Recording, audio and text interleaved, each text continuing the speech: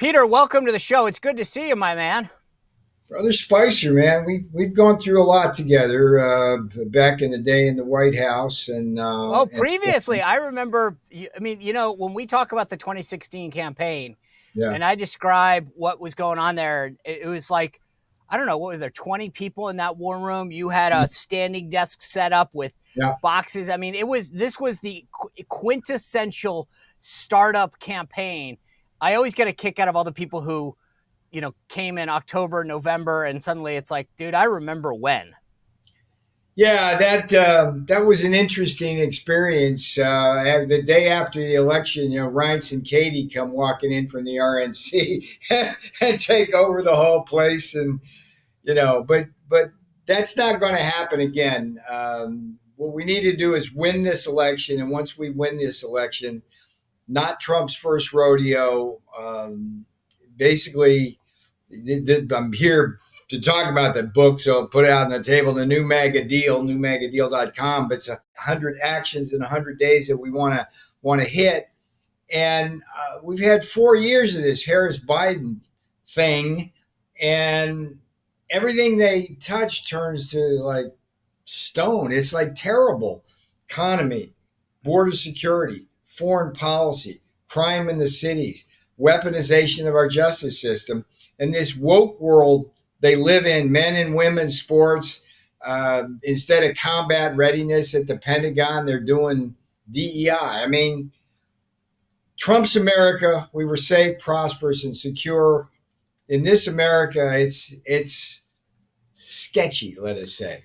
Yeah, I want to get into a lot of this. So you wrote the book, obviously, before Biden jumped out. I mean, that's goes without saying. In your mind, does anything change in terms of the recommendations you lay out in the book because she is the candidate versus Biden? Well, the new MAGA deal doesn't presume that Joe Biden's going to be necessarily the nominee. I mean, I said back in January, Sean, that he would not be. We've been played like fools. I think, because you could see all of this happening. In January, I said that Biden would stay in to avoid a contested primary where you'd have a bunch of woke radical candidates trying to out woke and out radical each other, which would make it difficult for whoever emerged from that to run as a centrist, which I'll try to do in the general, right? So we knew they were going to do that. The only question was whether Biden was going to step down voluntarily or whether they'd have to cut his legs out from under him. And I thought it was clinical the way they did it. I mean, as a guy who has dealt a lot with the press, as press secretary on down, I mean, it's like, okay, so time to get rid of Joe. So let CNN and MSNBC take the lead. And then you bring in the Hollywood, the Clooneys, and then you bring in the politicians themselves. They just buried Biden like Biden buried Bernie Sanders during the 2020 draft. It was clinical, right? And I didn't think that Harris would emerge at the top, but the realities of the fact that they raised all this money and she controls it, I think basically was the defining factor. And now we got a race on our hands when we always had a race on our hands because it's 5 states, 500,000 vote differential in a 50-50 country. So let me ask you this, though. In the book, you lay out, I think, some fairly common sense solutions to the border. Frankly, it's a lot of just doing what Trump was doing. I mean, impose a total naval embargo on cartels, order the Department of Defense to inflict maximum damage on cartels, designate cartels as foreign. Let me ask you, this is what I don't get, okay? When you talk about the border, we always talk about how every state has become a border state, Yes. Whether that's because of the labor issues, the crime issues, the fentanyl issues, the potential terrorist issues, okay? Yeah. Why, in your mind, walk up to any person in America now and say, are you concerned about the following? Fentanyl, crime, terrorism, whatever. I would say 9 out of 10 are like, I'm very concerned. And the 10th is just nuts. That being said, Why is this such a tough sell? Meaning Kamala Harris and Joe Biden have done nothing but brag about undoing the Trump policies on a safe border. And yet they don't seem to pay the consequences, Peter. Yeah. Well, remember that we're not running against Harris and Biden. We're running against CNN, MSNBC, ABC, CBS, NBC, PBS, the New York Times, and the Washington Post. That's who they're running against. And so they're already putting out the spin today. I mean, Harris is giving a speech and she's blaming Trump for killing the border deal on the Hill.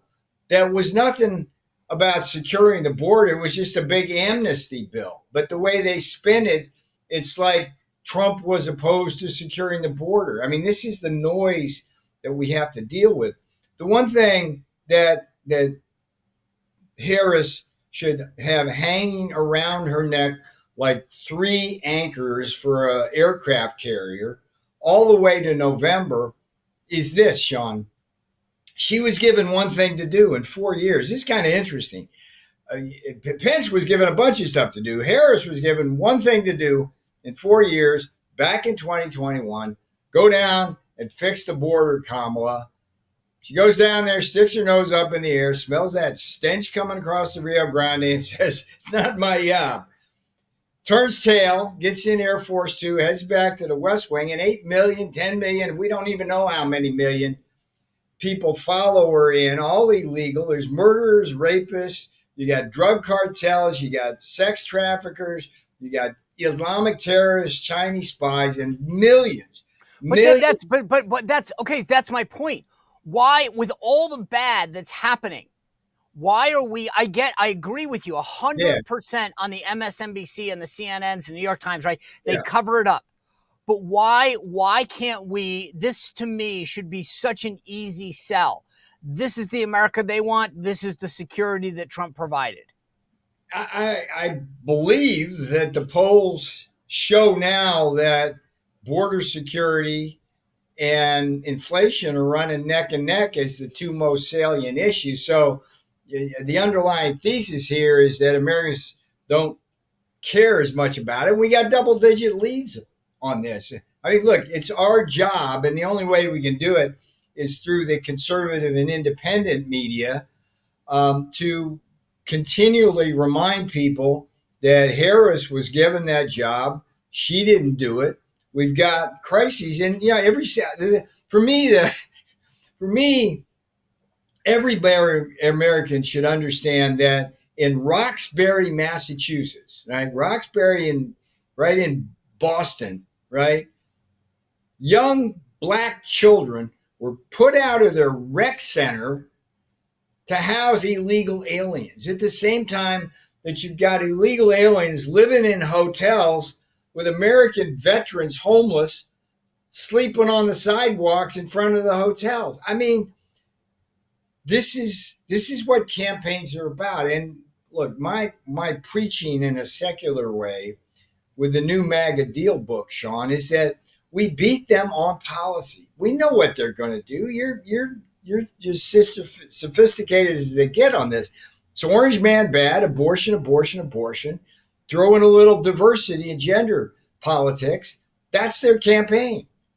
And we beat them on every salient issue in the polls. And it's our job to run on policy and not be sucked into that vortex like Romney was by Obama in 2012 on a social issue campaign. And this so that being said, Peter, and just so we're clear, I agree with you. Like, I think the more that we not just campaign on policy, but on record, look at what Trump did on the economy, on immigration, on foreign policy. Look at what the difference is with 3.5 years of Biden and Harris. We're on the same page. I think a lot of people on our team, though, want to talk a lot about personality, right? And what is your advice to them when it comes to how do we make the case that Harris is bad for the country and her policies will destroy the country? First of all, in 1992, I ran for mayor in San Diego. I don't know if you know this. Of course I do. I won the primary, narrowly lost the election. Why do I bring that up? I was running against a woman. And you cannot run against a woman the same way you run against a man. And the best way to attack Kamala Harris is not with the slut critique and some of that stuff, but simply point out where she stands on policy and what she has and has not done. Border security is the big thing. In Pennsylvania, no fracking in Pennsylvania. She made the same mistake Hillary did. It's like, let them go transition to be programmers or something like that. I mean, come on. There's so much we can wrap around her neck, her lack of foreign policy experience. I mean, she's a very objectionable person, personality-wise, who rose up in California politics for all of the usual sleazy reasons, going back to Willie Brown, who was the icon in California of sleazy politics. But we don't need to go there. And we need women to go at Harris. We don't need white Republican older men attacking the character of Kamala Harris. Right. We need a diversity of voices. I mean, one of the things, I was on a podcast the other day with a Democrat woman who's seen kind of the conservative light. I'm saying, how do we do this? And she was praising the RNC lineup at the convention for all of the working women who spoke on President Trump's behalf. I mean, we need to see more of them out there on the campaign trail talking about what it means to be in Trump's America, to have jobs and talk about his own humanity. I mean, Sean, you and I both know how warm and funny Donald Trump is and how nice he is to people who have to shower after work, not before. And that message needs to be gotten out by people who are deplorables. Right. We need women on the campaign trail for him, more women. So it's going to be a tough race because we know what they're going to do. And it's funny. If you're going to pick a vice president, it's either going to be Kelly to try to nail down Arizona, or Shapiro to nail down Pennsylvania. And the Shapiro thing's interesting to me because here's a devout Jew, Josh Shapiro, and he's going to team up with Kamala Harris, who, I mean, her policies towards Israel, same as Obama was. I mean, it's like it borderline anti-Semitism. I mean, she's like the Squad on Palestine and Gaza and all that, and it's like, but it's going to be tough. So we just need to campaign on policy, and we need to have diverse voices doing it.